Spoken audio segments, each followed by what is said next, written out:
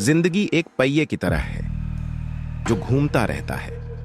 जहां से चीजें शुरू होती हैं वहां पे वापस आके थंभ जाती है। बिल्कुल उसी राह पर, उसी मोड़ पर हमें फिर छोड़ देती है, क्योंकि जिंदगी का हर पल हमारे कर्म और नियति से जुड़ा हुआ होता है। यह कहानी राजस्थान के कोटा शहर से जुड़ी एक सच्ची घटना से प्रेरित किसी के असफल प्यार और प्रतिशोध की है। सपना, सलोनी और उनके मासूम दोस्तों की दास्ता है, जो समय के दुष्ट चक्र में फंस गए और उस मोड़ पर आके थंभ गए जहां मौत उनका इंतजार कर रही थी। राणा साहेब एक बहुत अमीर और आलीशान हवेली का मालिक था।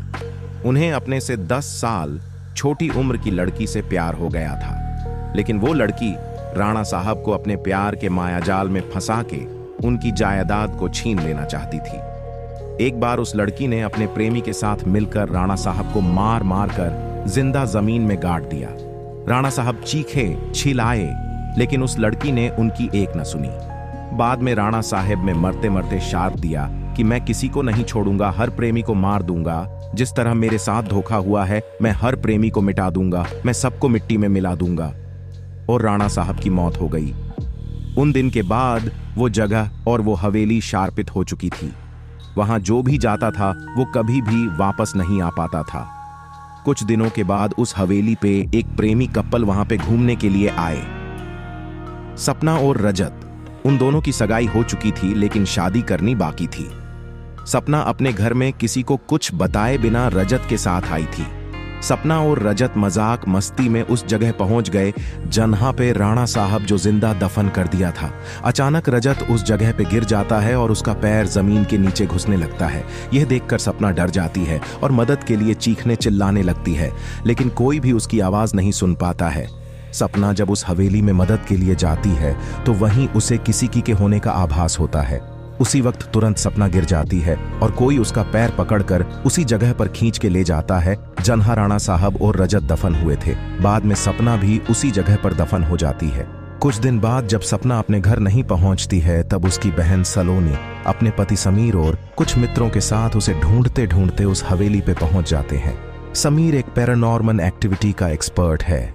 जब वो सब उस हवेली पर पहुंचे तब समीर को पता चल गया कि यहाँ पे किसी बुरी आत्मा का वास है। उसने सबको सूचित कर दिया।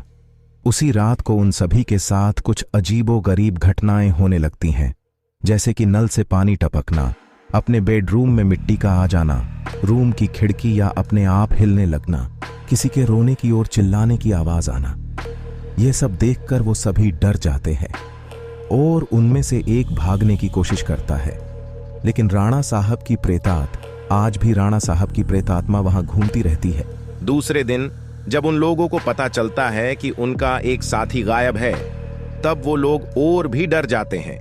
लेकिन समीर बताता है कि हमें यहां से बाहर निकलना है तो हमें उस आत्मा को बुलाना होगा और उनसे पूछना होगा कि वो आखिर चाहती क्या है। डर के मारे सभी लोगों ने समीर की बात मान ली और आत्मा को बुलाने के लिए तैयार हो गई। समीर ने एक रूम में सभी तैयारियां कर लीं और बताया कि जब तक हम आत्मा से पूरी जानकारी नहीं जान लेते तब तक कोई इस रूम से बाहर नहीं जाएगा और कुछ भी हो जाए कोई किसी का हाथ नहीं छोड़ेगा। समीर ने तंत्र मंत्र से आत्मा को बुलाना शुरू कर दिया। कुछ ही देर में तेज पवन और बिजली के साथ राणा साहब की आत्मा उस रूम में आ गई। समीर ने उस आत्मा से बात की, आखिर तुम चाहते क्या हो?